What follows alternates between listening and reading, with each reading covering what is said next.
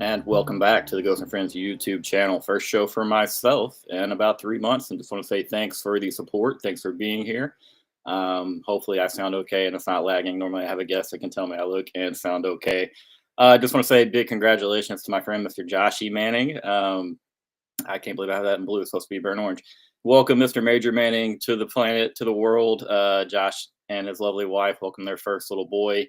It's been fun just hearing Josh kind of talk about his thoughts a little bit, as he was getting ready as they were getting ready to have their first newborn. And then, the few days after he came around, and just getting the look into, a new father's mind. And I've been there myself, and I kind of forgotten some of those fun little tidbits. But congrats, Josh. Congrats to you guys.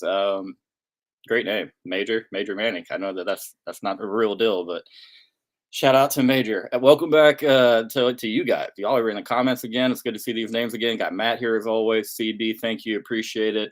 NBA Horn Boy, my guy CB, thank you for being here as well. We got 2 CBs in the chat. But yeah, so we're here early. It's time. We're here to talk football. It's probably a little bit late. Could have got to start a little bit earlier, but never. There we go. Got that fixed. All right, but better late than never. And so first thing I wanted to do, I see a lot of, there's a lot of different opinions. There's a lot of questions. What does the team look like? What does the offense look like? Can we replace the things that we lost on defense? And the first thing, we're gonna attack all of it here. Try to have 4 or 5 shows a week here going forward up until the season. We'll talk Texas, we'll talk Aggies, we'll talk Sooners, we'll talk everybody. But we had to talk Texas first. And the first thing I wanted to address is my thoughts, my stance on our running back room. I think this is already being, an underrated group. Quintravion, I think is on the roster. You just look at the progression of his time at Texas and where he's come. This is a guy that started out, just fighting hard, busting his ass just to get reps on, special teams. And here we are, short time down the road, and he's a guy that he didn't know he was going to have to be as dependent on last year, but he knew he'd be a big part of the offense. And so I don't know if you guys remember. I'm not sure a lot of you. I'm not sure a lot of you remember the ghost jinx from last August, but we had a show early in the week. Gave a lot of love to Cedric Baxter. I'll just say this: I praise Cedric Baxter. I talked about him relentlessly for probably 20 minutes. The very next day, we find out that Cedric's going to miss the season. And so that night, I tried to restore my own confidence in our running game, but also, thank you guys, man. But also to calm some of your fears, I profess my love for Christian Clark. I was absolutely in love with Christian at high school, Mountain Point High School, shout out Phoenix, Arizona. But I thought Christian he's not Bijan 2.0, which, by the way, guys, did y'all know, at least I have been saying Bijan Robinson's name incorrectly. His name is Bijan. So apologies to Bijan. I saw he cleared that up in an interview a couple of days ago or yesterday. And I was like, what a dumbass I am. I've been sitting here saying Bijan Robinson ever since we were recruiting the guy back in his sophomore, junior year in high school. And so, yeah, but it's Bijan. But anyways, this running back room, I jinxed the hell out of him. Probably wasn't me. But I went on and said Christian Clark had some of the best one-cut ability that I've seen out of a Texas running back in a very, very long time, since Jamal Charles. I went on to say Christian Clark was going to be the bell cow for us last year. I thought that Christian Clark was going to blow up. And so I apologize to Christian, because maybe there's nothing with me. I'm just a guy that caught bad timing. But it felt personal from the sports guys. It felt like they were just kind of like, yeah, bro, not so fast. So I'm here today again to talk about Cedric Baxter and Christian Clark. Now, they're coming off of injuries, of course. These are not just, your everyday, a knee sprain. These are serious big injuries that these guys went through. It did happen early in the year, which, if this is going to happen, you prefer it to be early in the year. Hello, guys. Bart checking in. I got some Aggies and Sooners here. Appreciate it. Got a little Freestone County action in here. The hometown guys checking in. But I'm big fans. Everything that you hear, everything you see on Texas football, inside Texas, anybody that you talk to that attends practices, the players that I'm able to talk to, Christian Clark and Cedric Baxter are going to be a big part of this offense. That is probably, you're looking at that more towards late September or early October, before you maybe really see, in my opinion, Clark getting involved. Because again, you go to the top of the list and Quintravion's there. That's a dude that works as hard as anybody. And then you also have Jared Gibson, another guy that, I mean, I sound like the guys that I despise who get on here and just are like, oh my God, this team is so special and everybody's so great and they're going to win every national championship. Truly not trying to do that. But I will say this, I think people are disrespecting and this is from our own fans. I think our own fans are disrespecting our running back room just a touch. A lot of talent in there, man. Tet checking in. I appreciate you, Tet. Always fun catching up with my guy. But let me tell you, man, this is a damn good running back room. This isn't going to be what keeps Texas from winning a national title or anything like that. Last year, I was truly afraid coming into the season that our fatal flaw would be our inability to pick up tough yards in short, down and distance situations.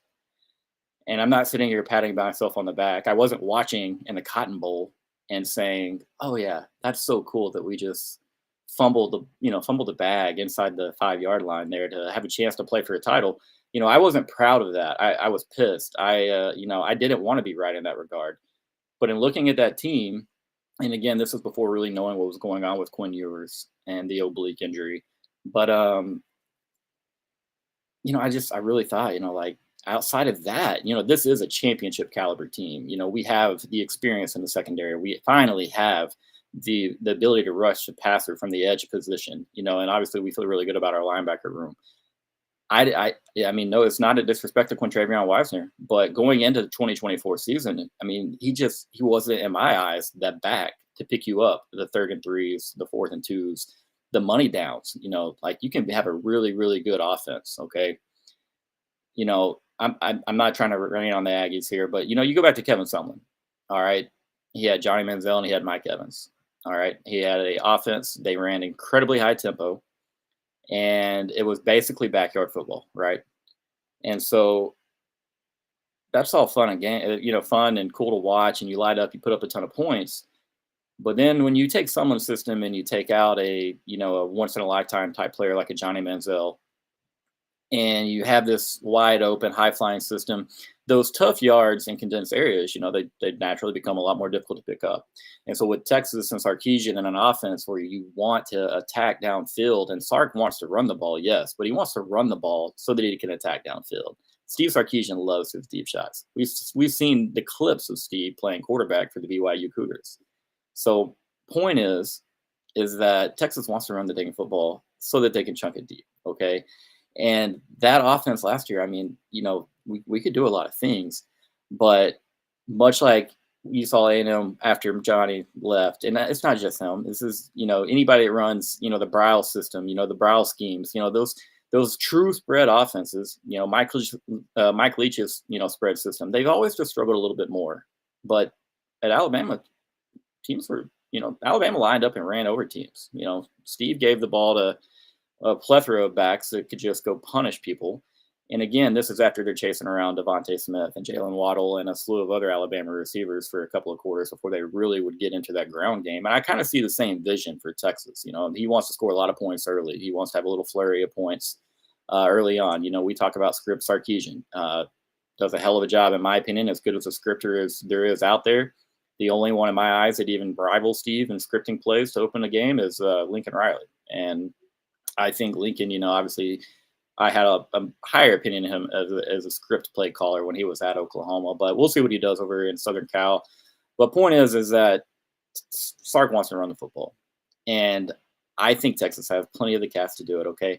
We're going to start at the top. Quintravion. This is a guy that's more than willing to be a pass blocker, all right? And if you want to see if a guy loves football, and we should already know that he loves football, but if you want to see what type of cat he is, put him on special teams. He's done that. Rock that. Trey in practices, Trey in games, Trey made loud sounds when contact came. All right. And then you stick him in the backfield as a running back. Quintravion is a little bit undersized. That's not a knock. It's just what it is. uses his ability great, plays bigger than his weight is. And so for me, you know, watching him on third downs and seeing him, with no issue, maybe he's not in the right place every single time, but the effort is there in the pass blocking for Quintravion. And so that's a big part of, another worry that I had, rather not maybe the biggest part, but I was a little fearful going into last season about what pass blocking looked like from the running backs on third downs, and the teams would blitz extra to really try to take advantage of Texas and not having the experience or maybe the preferred body out there on third downs to pass block. I'm not worried about that going forward. I think with Contravion, with Cedric, they know and understand that's a massive part of the game. And so going forward, man, I expect this offensive line to be a little bit better of a run blocking unit. I think they're going to play with a little bit nastier. I like this one, Joshy. I'll answer that 1 second, brother. But I just think as a unit, there's going to be more attitude in our ground game. And I'm not trying to say that the last group of offensive linemen that we had, they're were great players and a lot better than what we had before them. But just run blocking wasn't what they were best at as a unit. They pass blocked a hell of a, and y'all have heard this before from a lot of different sources, but they pass blocked a hell of a lot better than they ran blocked. Okay. 2023 Big 12 season, they gelled late in that year and really, really got it going. They really did.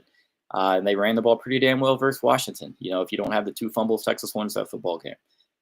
But my point is that I think from a run blocking standpoint, this unit, we will be surprised in a very positive way from the way that this looks. And there's a couple of guys behind these front end starters that could go in my opinion, are going to hold their own in the run game. Pass blocking, probably a little different, but we're not talking about the passing game today. We're talking running game. And this was something that Josh, this is a good question. I wanted to address this. I was going to kind of call it a bit of a hot take, but I think for the first time in a very long time, we do not see a 1,000-yard rusher for Steve Sarkisian and for Texas. Now, that's a little bit of a tricky question and a little bit of I get not a tricky answer, but they play so many more games. Texas should play 14 or 15 football games at minimum this year. And so, if he goes in and averages 75, 80 yards a game, he's going to be around that number. It'll be really close for Quintravion. God willing, we're healthy and everything's going as we expect it to. But if things go the way that I expect them to, I truly believe that Christian Clark, that Jarrett Gibson, that obviously Cedric Baxter will all have a hand in this offense. So when I say that, I'm giving it as an ode to how good this running back room will be as a whole. And am I sitting here screaming they're going to be the best running back room in the country? I honestly think they could. I genuinely believe as a whole, top to bottom, and hearing the things that we're hearing post injuries for Clark and Baxter, high expectations, man. Really, really high expectations. Trey's a guy that's got nothing but better and better and better. And so that's my opinion as well, Clint. If I see a 1,000-yard rusher, it'll be from Quintravion. He might have another 200-yard game like he did. I don't want him to have a 200 type game like he did against A&M, when Clemson, where he's getting the ball a little bit more than I'd like to see him get the ball, just because I care about the body, man. I want him ready for Arizona State, and I want him ready for Ohio State. You want to see everybody, throughout 15, 16 games playing the best that they can, fresh as they can, and just overall to be healthy. And so y'all's opinions, I want your thoughts. Does Trey get to 1,000 yards again? Does the streak continue? Does Baxter have a chance to backdoor 1,000 yards? I'm of the opinion that Baxter and Clark will take a little bit longer. It's not going to be Ohio State, and we're hearing Baxter and Clark. We're hearing their names very often. It's going to come later in the season. And as you go through and Quintravion and Jarek, have wear and tear on their bodies, it's going to be a really good backfall to have, where you're just turning to 2 guys who are very, very hungry and putting their bodies in the best chance that the best shape that they could get in to compete at this level. Because again, 10 years ago, if Texas had major injuries like this, if a 5-star got to Texas and it struggled for a year or for a couple of years, the point is development isn't a concern anymore. The way that Texas uses their strength and conditioning program, it's hard to find a thing that you want to complain about with this program. It really is. You look at the development, the growth on the field, and then you can obviously see the physical growth that these guys make. You notice players under this regime who under the last, they look a little different, and this is obviously guys that were here back in 2021, 2022. But the point is man, I trust this staff, and most of you guys know me as one of the last guys to kind of come around onto the wagon. And it's not really that. It's just I got to see it and actually believe it before I'm going to get on here and say it. Oklahoma, they're in a spot right now where, and I got a lot of good Sooner friends, but I hope this doesn't hurt if anyone hears it, but there's a lot of pretending in Oklahoma right now from the media, fans, could be coaches. I'm feeling good, John. I'm feeling real good. But let me tell you this: they're in a spot where Texas media was, where they're trying to convince themselves that, hey, maybe it's not as bad as it really could be, or maybe as it is. And so for me, like I'm really confident, and I don't want to come across as cocky. But I mean, like, if you compare Texas's situation, if you compare our offense, our defense, what we returned, what we lost, what we got in the portal, what others got in the portal, we're in a really damn good spot. And so I don't mean that as a knock to Oklahoma fans because, hey, we were there for 11 years. We're trying to convince ourselves that our football program is going to be as good as we hope that they are. Good to see you, Matt. And it's my man. It could happen, and again, I'm not trying to knock my Sooners because God bless them. I love Mr. Myrick and Travis and those guys do good work. And part of me wants their team to be good for them because I care about them enough to know where, hey, it makes their life better same way it makes my life better. And so, yeah, good friend Dave. And so, yeah, point is like maybe Oklahoma is pretty good. I think they're going to have a little better defense than Texas fans want to give them credit for. There's still a lot of unanswered questions on the offensive side of the ball. But again, I'm just saying I don't want my confidence in the running game and in the offensive line to come across as arrogance. That's the only reason I brought up Oklahoma here. We've all do it. We sunshine pump, we drink Kool-Aid. We're like, oh, this is our year. Go back to Texas baseball. We're watching a pitching staff that's pitching really damn well. A lineup that's hitting inconsistently. You have a couple of injuries here and there, and then all of a sudden it's so things can change quick. And so don't forget that. We're deep. Texas is loaded offensively and defensively. But things can change quick. And so that's why I try to stay humble. That's why I'm shouting out Dave. But yeah, drop me questions. Running back room. Let's talk about it. You have expectations. Do you agree with me in the Christian Clark, the Cedric Baxter, the confidence, the hype? The old John Mateer hammer. He might be one of the more intriguing prospects or players really in all of college football right now, just because nobody knows exactly what's going to happen. Not Doc, not me, not Travis, not Dave, not any of us. We don't know. We saw some really good things out of Mateer. I bet a little bit of money last year when Tech played Washington State, so I stayed up late and watched that one. And I was like, John Mateer is a lot more athletic than I thought he was.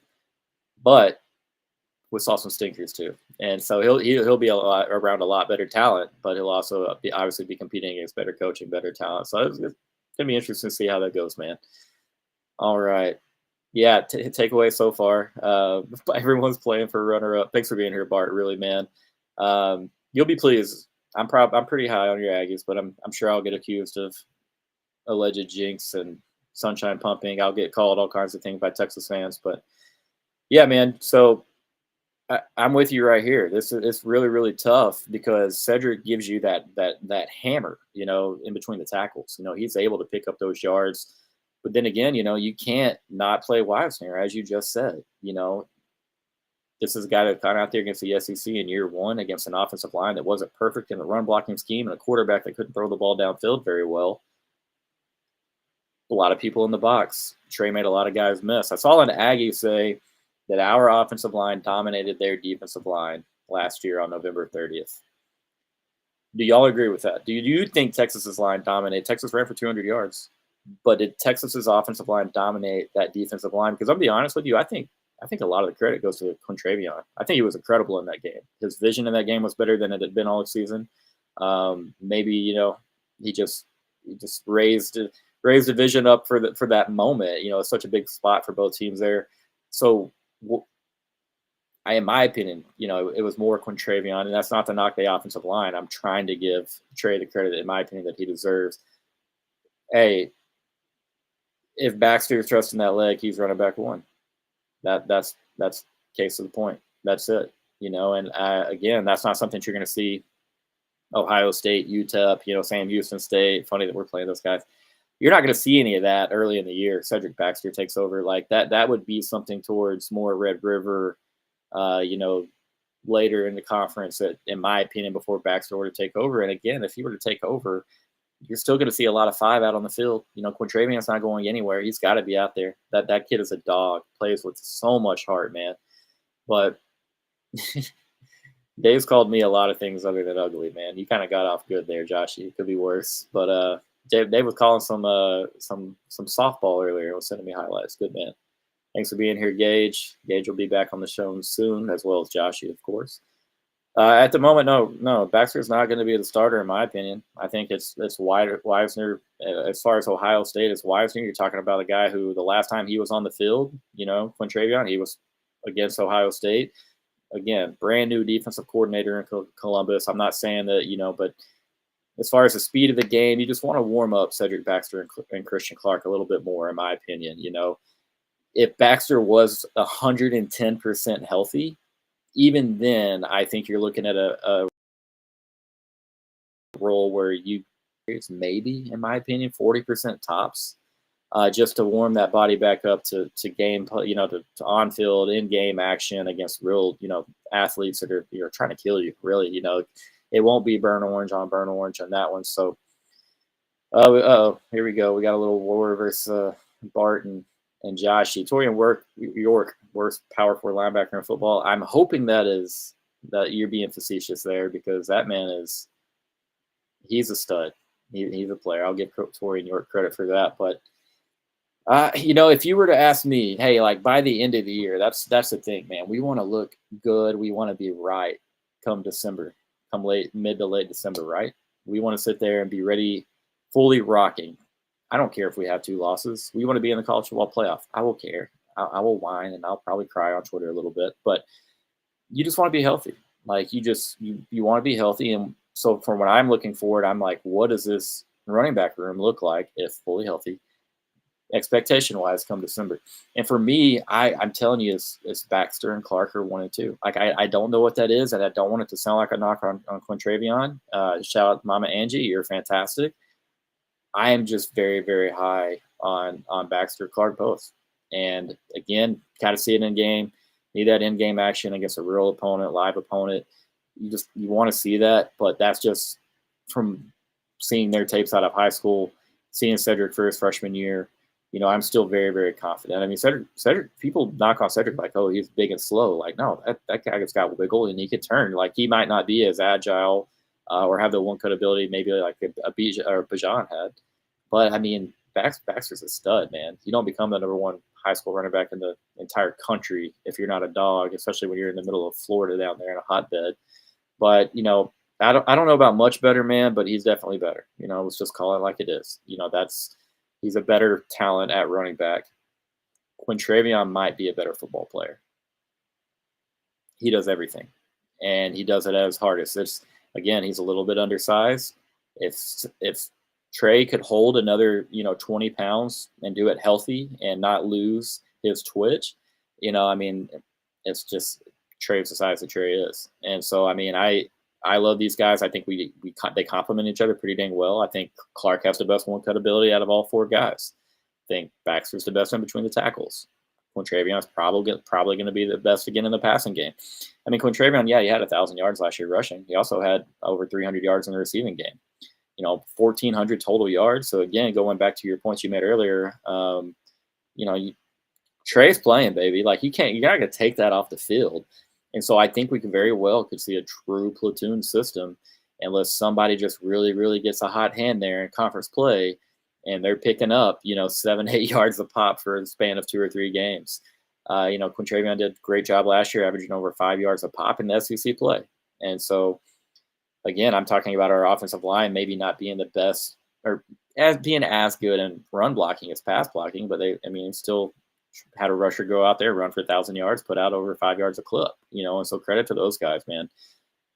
One thing this I haven't addressed yet. I don't think people are really accounting for how big Arch Manning's legs are going to be for these four guys we're talking about: Gibson, Clark, Baxter, and Wisner. They will reap massive benefits just from 16 being a quarterback. His legs, we saw what he can do with his legs against UTSA. All right, and people are gonna be like, okay, it's UTSA, and I get it. It's a Power 5 school, but Jeff Traylor's, he's getting kids down there, and Arch ran by everybody. So the point is just the threat of Arch Manning's legs. Is he going to go beat an SEC team strictly with his legs? Probably not. Yeah, Bart, Quintravion Wisner was the guy that ran for 200 plus. He got hot late in the season, man. And I was just saying, I think the credit goes, a lot of credit goes to that man. I think he did a really good job making Aggies miss, and his vision was the best in that game out of every game that he played in that season. But yeah, Arch's ability to take deep shots and Sark's affinity for calling deep shots. I mean, it's going to be fun, man. Again, I'm of the mindset that I think Texas's best team in a very, very long time will be next season in 2026. We will lose some key pieces, but man, it's going to be a lot of experience on that 2026 team. The offensive line is going to, essentially almost all be back. It's going to be a lot of fun. You have the 3 5-star wide receivers who are kind of, sitting and cooking right now, baking, waiting their time. But point is, man, I think that when you add in the deep ball, and Arch is a little bit more accurate than Quinn. We'll be nice. A little bit more accurate than Quinn in the deep game. And he's going to be a little bit more backyard gunslinger type. And so the point is, man, it's going to be easier for these guys in between the tackles because Texas should be better, just at holding defenses to respect the boundaries a little bit more. There's not going to be any just, if you were to run a zone read type look and you just leave an edge unblocked or there's a crashing linebacker, there's not going to be any more just like diving straight into the running back. It's not going to be like that because Archer's going to have that ability. But as Texas fans, you got to be smart and realize Sark is probably not going to want Arch Manning just scrambling around for 3.5, 4 hours every Saturday. And so that's not going to be the case. I think we see it a little bit less than we expect as far as the design runs. But as far as the backyard scrambling and the elusiveness and just making plays happen, that's where I think that Arch really, really does help that ground game. What's up, brother? This is my guy. A lot of people thought I was attacking my friend John last week. But no, it's Pat. It's Pat. Pat CFB, whoever you are. You almost caused a rift with me and my good friend John. John asked, what's the ceiling for Texas running back room in 2025? Potential to be the best in the country or close to very strong compliment to Arch and the wideouts? Man, it's a great question, John. I truly appreciate you checking in because I know you care a little about Texas football. But I said earlier, I think that they have a potential to be the best in the country. But again, with two of, in my opinion, our big three backs coming off injuries, I just can't know that. I do expect them to be very, very strong. I've kind of glazed them for the last 28 minutes and 30 seconds talking about my confidence in that running back room. But as I said to my guests earlier, I don't want that to be mistaken for arrogance. I just injury news is really good. Everything you hear from practice, all reports we see, the very few clips that I've been blessed to look at, I'm just confident, man. I do believe that this offensive line will be a little bit better and a little bit more tenacious of a run blocking, a little more nasty, I guess I'll say. But again, just like our O-line last year, I said they pass block better than they run block. I think put the shoe on the opposite foot for this year's offensive line, and that would be true. I think it might struggle a little bit more in pass blocking than we're used to, but hopefully that improves as the season. And we got many, many games before we get to see the old Georgia Bulldogs there. And all those mint blitzes and stunt looks that those will, that Kirby will provide there. But all right, we got a prediction coming in from Gigam Bart. Will the Blanket Lee gets at least one interception off Arch and DKR? All right, Bart. Let's find some way to wager on this. Well, I don't know how we do this because it would have to be some kind of weird odds, but you're confident. So if there's too much confidence, we find a way to wager. But I don't know if this is like a fight song type bet because, those odds are pretty crazy. We'll figure something out.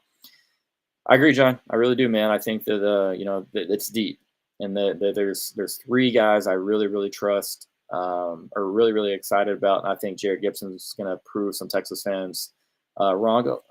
Texas, man, we were really hard on Jared Gibson last year. I want to talk about that for just a second. A lot of Texas fans are really getting on Jared Gibson last year. Talk about a true freshman, man. Jared didn't need to be on the field last year. Jarek Jarek did not need to be on the field. I mean, like, let's call it. Well, he wasn't ready. And is it Sark's fault? No. Was it Tashard's Choice's fault? No. But when you have two running backs go down for the season, in mid to late August, within a span of a week of each other, people got to step up. And so, in my eyes, I think Jarek played his ass off. And the culture of our running back room. If you guys go back and you look at Bijan, you got Roshan. There's some type of closeness in that room, and maybe it's coach choice, and we saw that. And Coach Scott now, I'm hoping we get kind of that same feeling and see the same thing there. But we got to get St. John singing that for Texas again. But I think Jarek put in a lot of work. There's no way Jarek did. From what I know, Jarek Gibson didn't go on vacations, doesn't go on trips. He stays and works, because he knows he has a very big opportunity in front of him. And so I think, man, we should have been proud of Jared Gibson. He got thrown into the fire. That's simple as that. Did he fumble a time or two? Sure. Miss up a read and pass blocking? Sure. But, I mean, you're talking about a young man in there in the heat in the SEC, and in a role that he wasn't supposed to be in until about 2 weeks before that season kicked off. So I know some folks will be hard on Jarek, but that's Texas fans. The very first interception that Arch Manning throws, I mean, there somewhere will be a remote light gone through a TV. We're a hard group to please, man. Do we expect a 50-50 split with CJ and Trey? Streak of 1K yard rushers in jeopardy? Hey, Marco, thanks for being here, brother.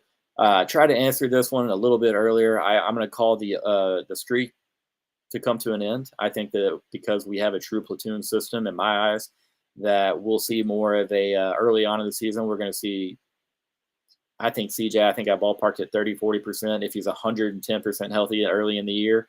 But by mid to late season, I think that we start to see Cedric get the bulk of the carries, as well as Christian Clark, Quintravion kind of filling, primarily after that as far as the bulk of the carries. But that's again just a prediction. I'd love to see the 1K yard streak, because that means that Quintravion kind of probably blew up. I expect Texas defense to be pretty dang good and the offense to be pretty dang good, and the Texas to lead several teams by a couple scores in the second half. And if that's happening, you get your other guys in. So that means that Trey would have done his work early in games. I'd love to see that. But thanks for being here, man. It's going to be a lot of fun to see. And again, this is just my blind opinion on how I think the running back room shakes out. And I'm not in the back of Sark's head by any means or anything of that nature. And I'm really big on Christian Clark, man. I really just one of my favorite recruits. When I'm watching that film and you see that kid, and you get a guy, you're like, I got to see him at Burnt Orange. That was Christian Clark for me. And then again, last year I did a whole show talking about Clark after the Baxter injury and how much I love the kid.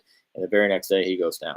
So I'm hoping that the football gods take it easy on Texas running backs this year, because that sucked, because we kind of knew. What's up, Lounge? What you whipping on, man? I'm telling you guys, if you do not follow Lounge Dog on X, you Texas folk, you got to follow Lounge Dog on X.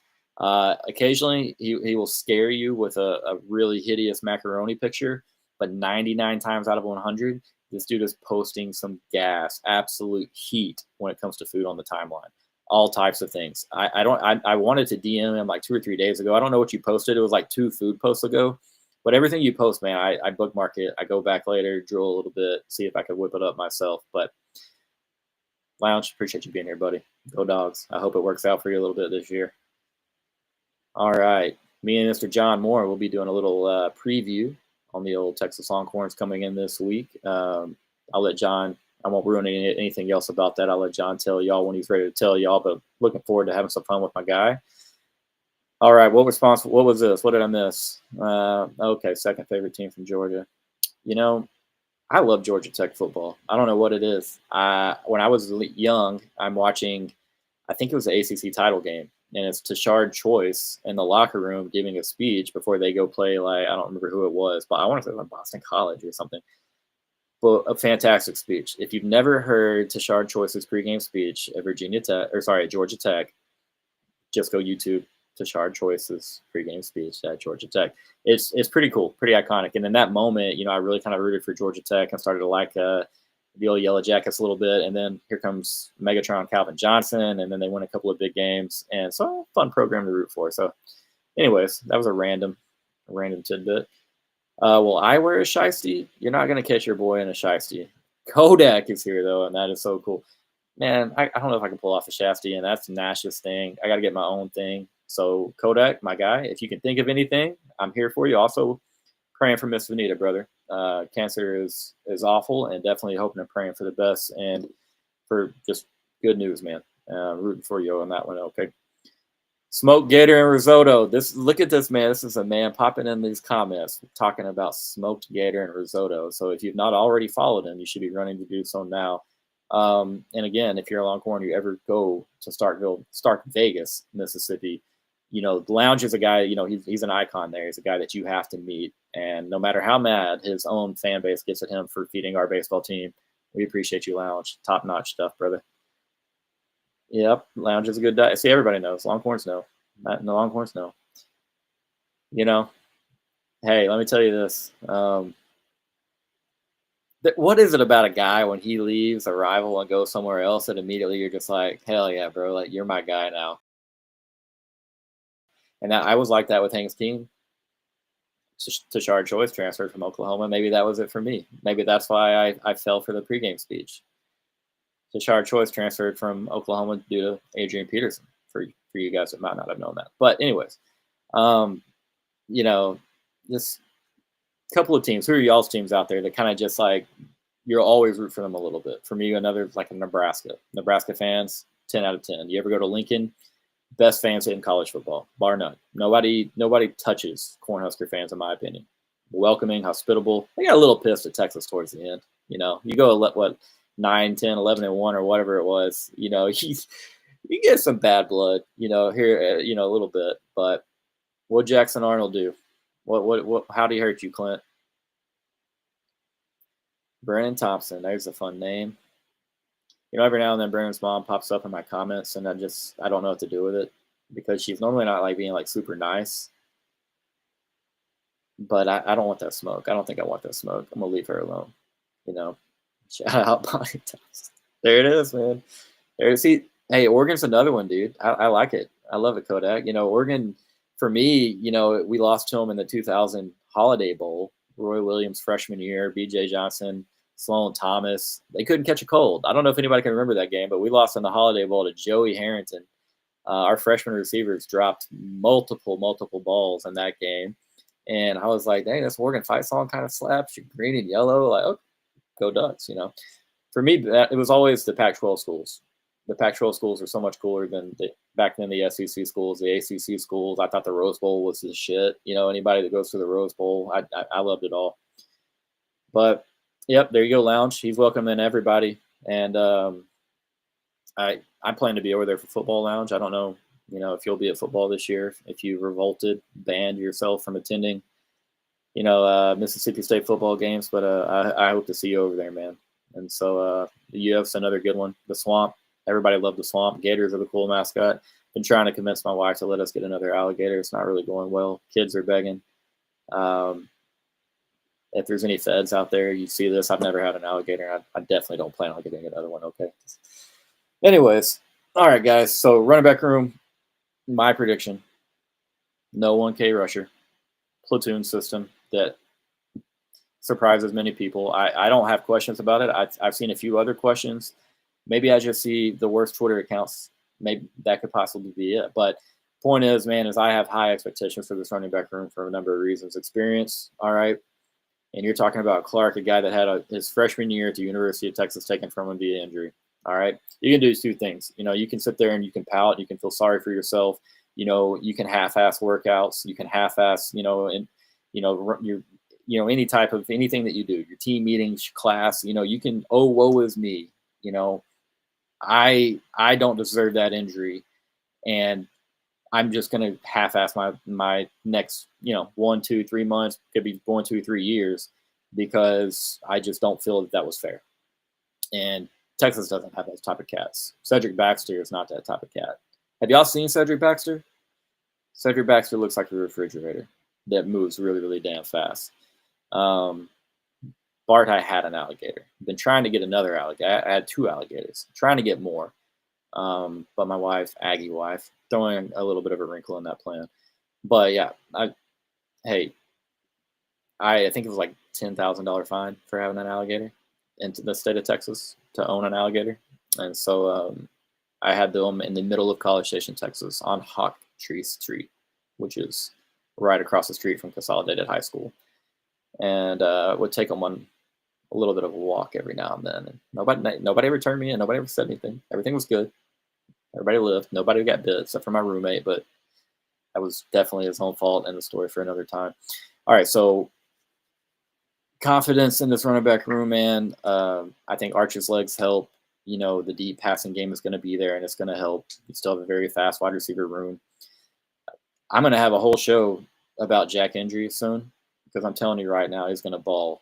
You're going to see a lot of 88 in the end zone. You're going to see a lot of 88 doing big things. Steve Sarkisian, I think he could line me up at tight end right now. I'm about 5'11", 3/4, and 170 pounds. And I think Sark could have me out there, probably turn me into 850, 60-yard receiver, 9, 10 touchdowns. Sark can scheme up an offense for a tight end. And Jack is a really damn good athlete, man. Same here, man. Pack, it's a pretty good time for Pack to drop in. So going forward, we're going to be diving into more of not more of, but we are going to have a strictly X's and O's / scheme, segment. We're going to be diving into what Texas is wanting to do on the football field against X opponent and what they're wanting to do against Texas. What can Texas take advantage of, and what can they do against Texas, as well as plenty more. So from an X's and O's standpoint, we'll be diving into that, breaking down some film, and I'm happy to say, and I haven't dropped this on the Twitter timeline yet, so you're the first to know, but Mr. Pack right here is going to be officially joining the Ghost and Friends channel.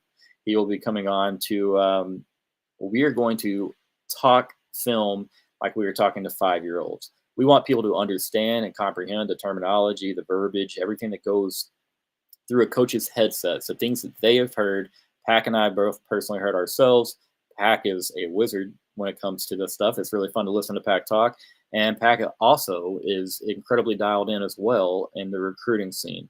Pack is going to be a big part of this channel when it comes to scheme, X's and O's, what type of recruit we just got as far as, hey, what should we like about this guy? We see the tape, but let's dive into the particulars about this tape and what makes it special. And so really, really glad to announce that. Pack is going to do a hell of a job, man. NBA Hornboy is also going to be on here. Wait a second. I'm not getting 50 receiving yards. Have you seen these hands? I catch everything. No, I catch a lot, but the running part would probably be pretty hard. So, and Kodak, I'm with you, man. Hey, Texas could very, very well have the best tight end in college football. Very, very well. Now, Georgia could hear this, and they're going to be pissed because Oscar Delp is a stud and a damn good athlete. It's kind of scary, man. I don't know where Georgia's getting these tight ends, but Bowers and Delp are just a little bit different. But, yeah, so Pack, man, welcome officially. First time we've made that announcement. We've just all been kind of between us. I'm not sure if anyone really knew that outside of a few mutual friends, but I'll tell you what, man, if you lined up right now at wide receiver or at tight end in a college football game and you knew the ball was coming to you on every snap, do you think you could get 50 yards, Hornboy? Hornboy's in a lot better shape than I am, I'm telling you right now.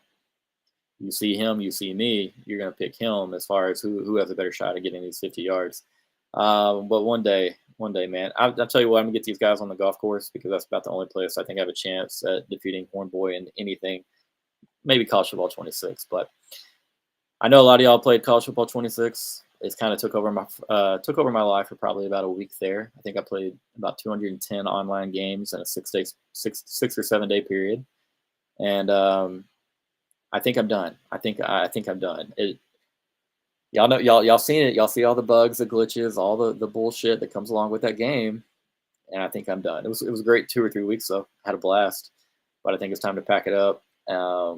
So maybe I make Horn Boy my last CFB op, and then we get out of there. But we got national title predictions. We got national title. Hey man, I don't blame you. We're gonna be good. All right, I get it. Texas is gonna be really good, and it's okay to say that without just saying, okay, they're just being cocky Texas fans. We waited for this, man. It was 11 years in the cellar, in the dirt, in the mud. TCU, Iowa State, everyone beat us in that time frame. From 2000 to 2010, can y'all remember Iowa State beating Texas? And we played them 2 out of every 4 years. Yeah, but so Missouri, obviously TCU wasn't in the conference, but like Oklahoma State, like those teams just never beat Texas, man. And so when we show the slightest bit of excitement and we get called arrogant, trash, yada yada yada, I mean it's silly, man. We have a damn good coach. We have an absolutely elite recruiting going on right now. Like Kansas beat us twice. We lost to Kansas twice, and you want us to sit on our ass, sit on our hands, and not say a damn word when Texas comes back to relevancy. Like, it's just not going to happen, man. I'm not out here screaming Oklahoma sucks, or A&M sucks, or the Georgia Twitter fans suck, even though I want to. All right?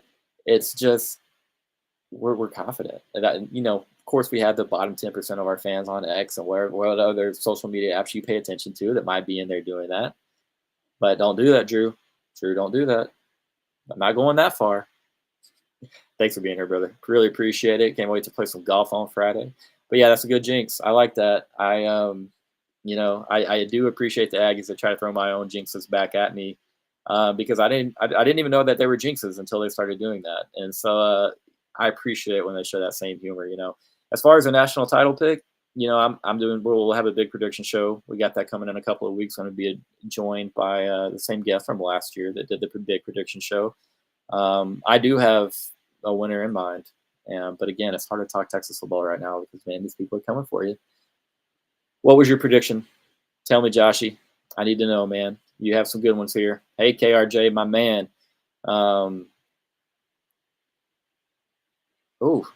Fun question. It's painful to think about. Next 3 years, heavy investment, no SEC title or natty. Is Sark gone? As far as gone, probably not.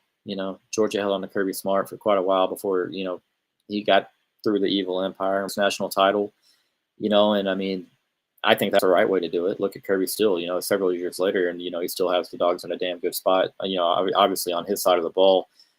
But I'm telling you, Rand, there'll be a lot of noise from Texas fans. Would Texas fans want him gone? When I say would, I'm talking about those the ones that we don't respect the opinions of, the ones that jump to conclusion and are still mad about Sark about the halfback sweep. Those types of people. You're going to hear them scream. Like some of them already have been screaming, like, yeah, he's got to go.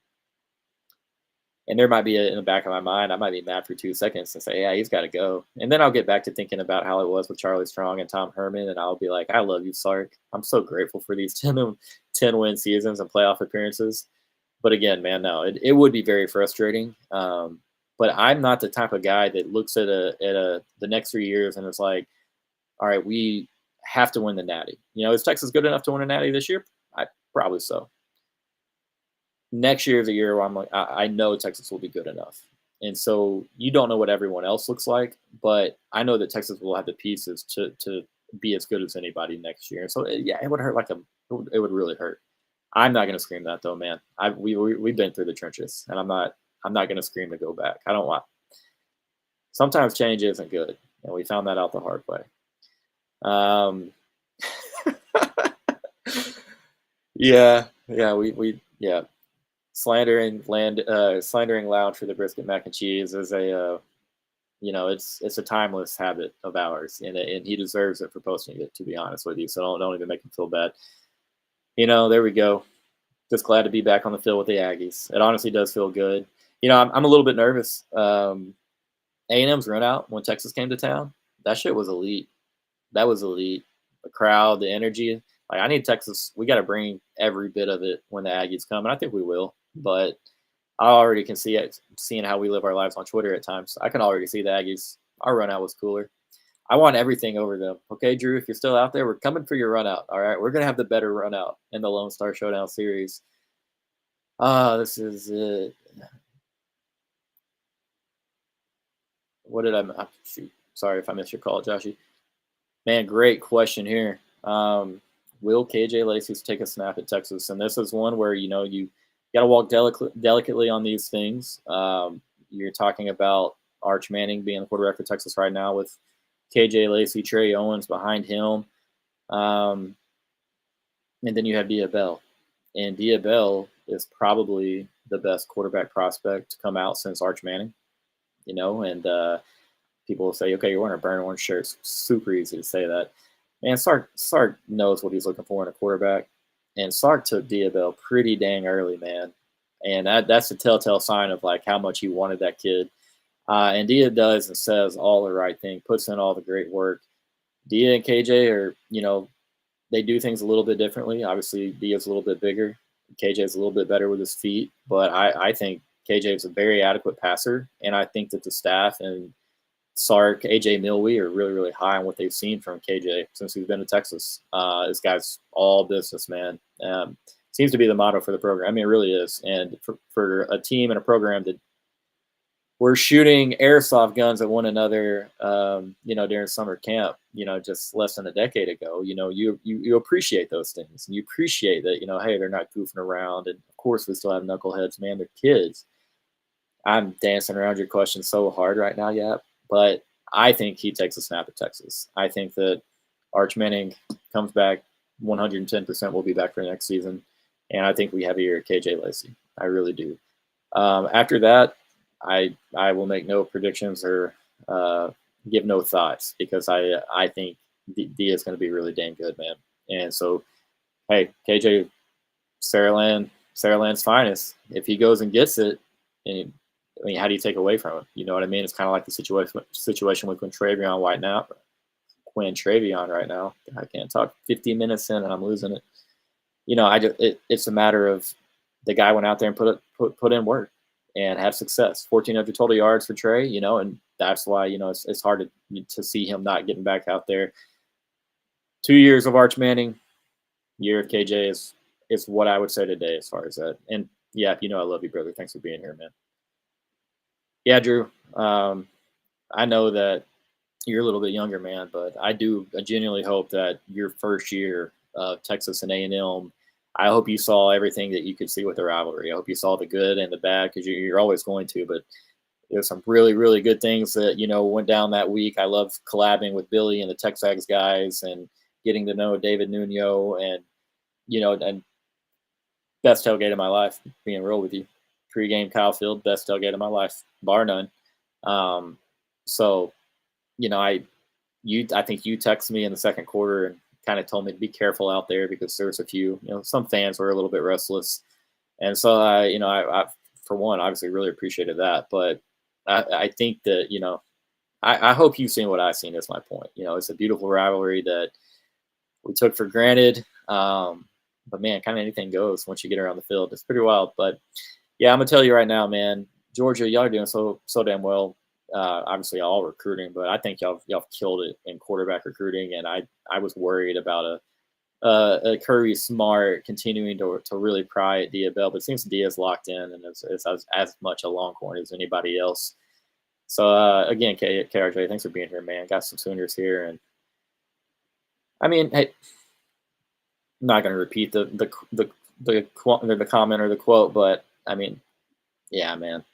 And the same thing would have happened if they would have came to Austin. Like it really would have, man. Like it's just going to be the case. Maybe not. Maybe we are a little better. But those guys have been sitting over there waiting, hating us for such a long time. Well, not the students that were at the game. They were like 10, 8, 9, 10 years old the last time that we played.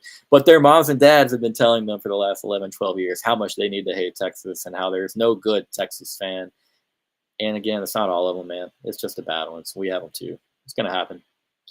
OU's got them.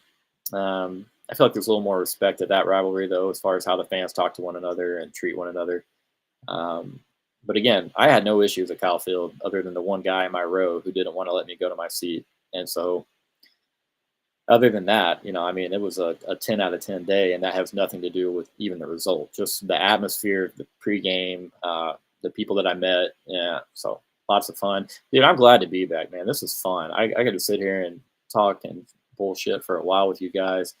Best of luck to Georgia. I truly hope to meet you over there in November. Still not sure if I'll be in Athens, John, but obviously if I do, man, you're the very first call. I got to see that your brother's mustache in person. I can't not see that thing. But yeah, Georgia's going to be damn good. I think Alabama's going to be damn good. I think Texas is going to be damn good. And I have questions about a couple others, but there's high potential. Being in the SEC itself just makes being a Texas fan that much more fun, man, because these matchups, what we get to look forward to, going to play Florida and hearing some Tom Petty, and then going to Athens. And I mean, God, we got powerhouse Vanderbilt and Diego P coming to town. Like it is really, really cool. Get rivals back in town in November with Arkansas and A&M. And so I love you guys, truly. I thank you for the support. I'm going to wrap it up here. We'll be back tomorrow night. Been scheming. We've got a schedule, and so we'll be back all week long, and we'll be covering a few different teams, a few different conferences, and most importantly, if y'all have not yet, please throw a like on the video, subscribe to the channel, all right, and tell a friend, as my good friend Mr. John Tweet Sports would say, and we'll catch you guys tomorrow night, all right. Hook 'em horns, and God bless.